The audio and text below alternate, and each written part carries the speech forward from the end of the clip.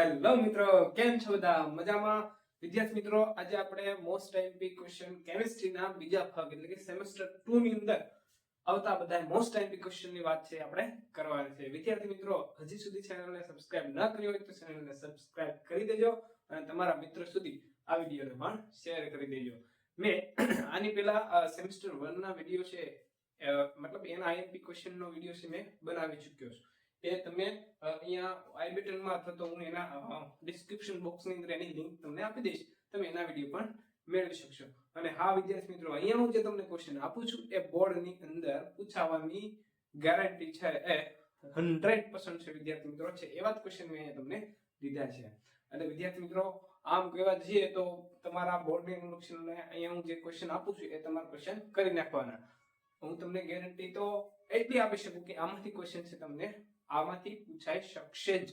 બરાબર? તો ચાલો જોઈએ કયા કયા વિડિયો છે, કયા કયા પ્રશ્નો છે. ઓકે, યુનિટ 6 હેલો આલ્કેન અને હેલો એરીન સંયોજનો. આની અંદર વિદ્યાર્થી મિત્રો, હું તમને જે પ્રશ્નો આપું છું એ 2 ગુણના પણ છે અને 3 ગુણના પણ છે. એટલે બોર્ડની પરીક્ષામાં હું તમને એમ કહી શકાય કે ભાઈ 99% છે આવા ક્વેશ્ચન છે એ આવી શકે છે. ઓકે, ચાલો. પહેલી પ્રક્રિયા યાદ રાખજો, 2 ગુણનો પ્રશ્ન છે. ફિંકલસ્ટેઇન પ્રક્રિયા ઉદાહરણ આપી સમજાવો, 2 ગુણ. બીજી શ્વાર્ટ્ઝ પ્રક્રિયા ઉદાહરણ આપી સમજાવો, 2 ગુણ. સેન્ડમેન પ્રક્રિયા ઉદાહરણ આપી સમજાવો, 2 ગુણ. ક્લોરોબેન્ઝીનની વુડ્સ ફિટિંગ પ્રક્રિયા આપી સમજાવો. વિદ્યાર્થી મિત્રો, બહુ અગત્યની છે. ઓકે, પરિવર્તન આપો બેન્ઝીનમાંથી બાયફિનાલ. પૂછી શકે 2 ગુણના, બધા 2 ગુણની વાત કરું છું. પછી આલ્કોહોલ સંયોજનોમાંથી હેલો આલ્કેન બનાવવાની પદ્ધતિઓ લખો. વિદ્યાર્થી મિત્રો, 3 ગુણનો ક્વેશ્ચન છે. ઓકે, પછી એક આણ્વિક કેન્દ્ર અનુરાગી વિસ્થાપન પ્રક્રિયા એટલે કે SN1 પ્રક્રિયા ઉદાહરણ આપી સમજાવો. વિદ્યાર્થી મિત્રો, મોસ્ટ ટાઈમ ક્વેશ્ચન પૂછાય જ છે. પછી દ્વિઆણ્વિક કેન્દ્ર અનુરાગી એટલે કે SN2 પ્રક્રિયા ક્રિયાવિધિ સહિત સમજાવો. એ પણ એના જેટલો જ અગત્ય. આ બે આવડતા હોય SN1 અને SN2.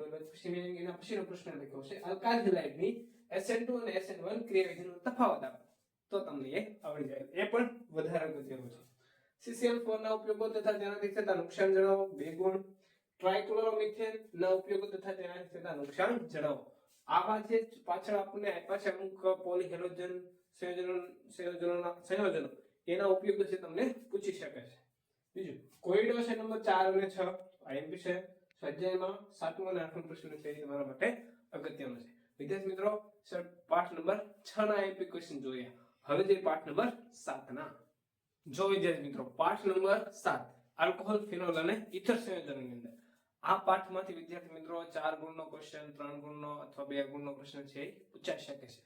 તો 2 ગુણના કયા કયા ક્વેશ્ચન છે, 3 ગુણના કયા છે અને 4 ગુણના કયા છે એ હું તમને અહીંયા કહેતો જવાનો છું. ચાલો, પહેલો પ્રશ્ન છે એનિલિન અને ક્યુમિનમાંથી ફિનોલ બનાવવાની પ્રક્રિયા લખો. 2 ગુણની અંદર પૂછાઈ શકે. બરાબર? અને આ અગત્યનો છે, ખૂબ જ આઈએમપી છે, મોસ્ટ આઈએમપી.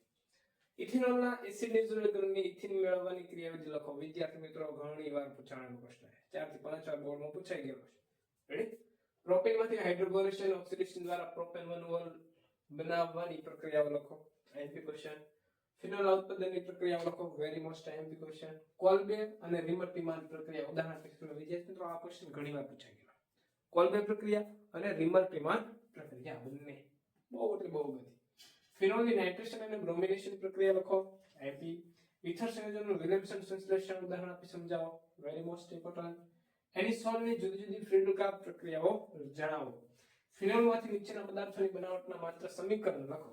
એક ફિનાઇલ એસિટેટ, બેન્ઝીન, પેરાબ્રોમોફિનોલ અને 1,4-બેન્ઝોવિનોલ. ઓકે, કોયડાની અંદર બીજો, ત્રીજો, ચોથો અને 7મો કોયડો. અને સ્વાધ્યાયમાં પ્રશ્ન નંબર 6, 7, 10 અને 12. આ પ્રશ્ન વિદ્યાર્થી મિત્રો તમારા માટે ખૂબ અગત્યના છે. અહીંયા તમારા ચેપ્ટરને અનુલક્ષીને 7.2, 7.3, 7.4, 7.7 એવી રીતે આપ્યા હોય. મેં પાછળનો આંકડો અહીંયા લખ્યો છે. બરાબર? ઓકે, આ જે પ્રશ્નો છે વિદ્યાર્થી મિત્રો તમે આ પાઠમાંથી કરી નાખશો તો તમને આમાંથી ક્વેશ્ચન એકાદા 2 આવી શકે છે. અને તમે આમાંથી જે ક્વેશ્ચન આવશે એ તમે પરફેક્ટલી કરી લાગશે તો તમે જવાબ સારી રીતે લખી શકશો. અને હું જે પ્રશ્ન આપું છું વિદ્યાર્થી મિત્રો તમારે પરફેક્ટ કરી જ નાખવાના છે. અને બીજું કે બોર્ડની અંદર જે પ્રશ્ન પૂછાણા છે એ પણ તમે છોડતા નહીં અને કરી નાખજો જ. ઓકે, ચાલો જોઈએ આના પછીનો પાઠ 8મો પાઠ. જો વિદ્યાર્થી મિત્રો, પાઠ નંબર 8 આલ્ડીહાઇડ, કીટોન અને કાર્બોક્સિલિક એસિડ સંયોજનો. એની અંદર પણ વિદ્યાર્થી મિત્રો 4 ગુણનો ક્વેશ્ચન પૂછાય છે. અને અને 2 ગુણનો ક્વેશ્ચન પૂછાય છે. કયા પ્રશ્નો છે આવો જાણીએ. પહેલી પ્રક્રિયા 2 ગુણની. ઇટાડ પ્રક્રિયા ઉદાહરણ આપી સમજાવો. Most important. કેનિઝારો પ્રક્રિયા, ગાટરમાન કોચ, આ બધી પ્રક્રિયાઓ તમારા માટે અગત્યની છે.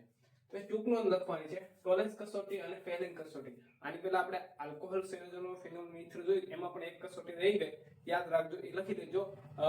વિકાસ કસોટી, વિકાસ કસોટી પણ અગત્યની પ્રક્રિયા છે.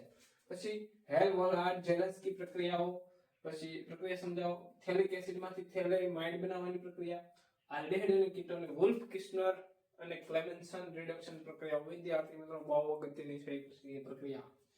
બેન્ઝાઇડ બનાવવાની ભિન્ન રીતો આપો. Very most important. ઇથેનોલ અને પ્રોપેન ટુ વોલની સ્વયં આલ્ડોલ અને ક્રોસ આલ્ડોલ. વિદ્યાર્થી મિત્રો આ ક્વેશ્ચન તમને 100% પૂછાવાની ગેરંટી છે. એનો રીઝન એ છે કે તમને કોઈ પણ આ જે આલ્ડોલ અને ક્રોસ આલ્ડોલ કે એમાં તમને ઘણાને તકલીફ બહુ પડે છે, એટલે એ પ્રક્રિયા તમે સરળતાથી સારી રીતે શીખી પણ લેજો, બરાબર. તો આલ્ડોલ છે એમાં તમને ગમે આપે, ઇથેનોલ છે, પ્રોપેન ટુ વોલ છે, એની જગ્યાએ ઓન છે, એની જગ્યાએ ગમે આપે. રેડી? ઇથેનોલ કે પ્રોપેન ટુ ઓન છે એની જગ્યાએ ગમે ઘટક આપી તમને પૂછી શકે છે. પછી આ એક પ્રશ્ન તમારા માટે અગત્યનો. એક સંયોજન X કડી બદામ જેવી વાસ ધરાવે છે, તે ફેરિન કસોટી નથી આપતું, પણ રજત દર્પણ કસોટી આપે છે. સંયોજન X એ 2,4 DNP સાથે બેન્ઝાલ્ડિહાઇડ 2,4 ડાયનાઇટ્રોફિનાઇલ હાઇડ્રોજન નારંગી અવક્ષેપ આપે છે, તો X કયું હશે તેની પ્રક્રિયાઓ આપો. આ તમારા માટે 4 ગુણનો ક્વેશ્ચન છે અને પૂછાય પણ છે. ઓકે, કોયડાઓ યાદ રાખજો. ચોથો કોયડો વેરી મોસ્ટ ઇમ્પોર્ટન્ટ, એને એકવાર પૂછાણો પણ છે. 4 અને 5. પછી સ્વાધ્યાયના પ્રશ્નો 8, 10 અને 11. આ પ્રશ્નો તમારા પાઠ નંબર 8 ના હતા. જોઈએ 9મા પાઠના પ્રશ્નો. જો વિદ્યાર્થી મિત્રો, એમાઇડ સંયોજનોની અંદર કયા કયા મોસ્ટ ટાઈમ ક્વેશ્ચન છે એ આપણે અત્યારે જોઈ લઈએ. આની અંદરથી જનરલી 2 ગુણનો પ્રશ્ન અને એક 3 ગુણનો પ્રશ્ન છે એ પૂછાય છે, અને મોટા ભાગે આ પાઠમાંથી પરિવર્તન છે એ પૂછાય છે. એટલે પાઠમાં જેટલા બી પરિવર્તન આવે છે એ તમારે કરી નાખવા. ઓકે, પ્રશ્ન જો આઈએમપી માં ગેબ્રિયલ થેલિમાઇડ સંશ્લેષણ સમજાવો. હોફમેન પ્રક્રિયા ઉદાહરણ આપી સમજાવો. અગત્યના છે. અને આ કાર્બાલેમાઇન કસોટી અથવા એને આઇસોસાયનાઇડ કસોટી પર નોંધ લખો. વિદ્યાર્થી મિત્રો, આ 3 માંથી ક્વેશ્ચન એકાદ તમારા આવવાની શક્યતા 100% છે એ થઈ જાય છે, કારણ કે આ તમારા માટે પાઠના અગત્યના ક્વેશ્ચન છે આ પાઠના. પછી પરિવર્તન આપો. વિદ્યાર્થી મિત્રો, કોઈ પણ પરિવર્તન આપે, પણ મને અગત્યના લાગે છે, તમને મેં કીધા છે. નાઇટ્રોબેન્ઝીન માંથી ક્લોરોબેન્ઝીન, એનિલિન માંથી 4-bromo એનિલિન, ક્લોરોબેન્ઝીન માંથી બેન્ઝાઇલ નાઇટ્રાઇલ, અને તમે ગમે એ પ્રક્રિયા છે એ આપી શકે છે, બરાબર. એટલે પરિવર્તન તમારા માટે અગત્યનું છે. પછી ડાયઝોનિક ક્ષારમાંથી નારંગી રંગક અને પીળા રંગકની બનાવટના સમીકરણ આપો. ફક્ત 2 ગુણનો પ્રશ્ન છે. નીચેના સંયોજનો તેમની બેઝિકતાના પ્રબળતાના ચડતા ક્રમમાં ગોઠવો. તમને 3 ઘટકો આપ્યા છે અહીંયા, બરાબર.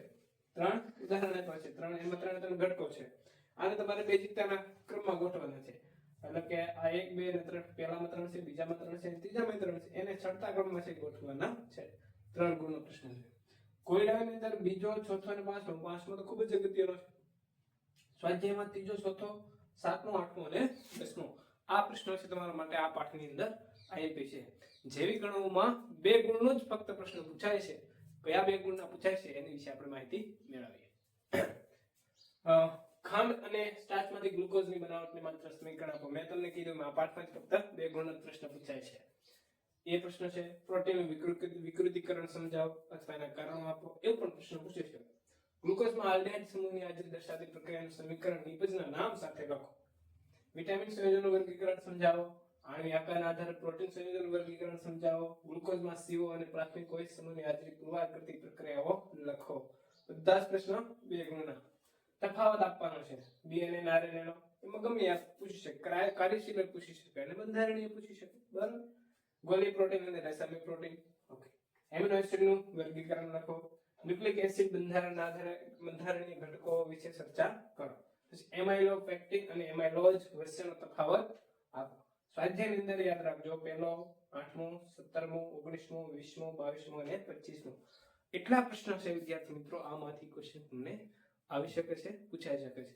વિદ્યાર્થી મિત્રો, હજી હું તમને છેલ્લે એટલું કહેતો જાઉં છું કે આ પ્રશ્નો છે તમારા માટે ખૂબ અગત્યના છે. આ પ્રશ્નો તમારે એવી રીતે કરી નાખવાના કે એ પૂછાય તો તમારામાં એમાંથી એક પણ માર્ક્સ કટ ન થવો જોઈએ.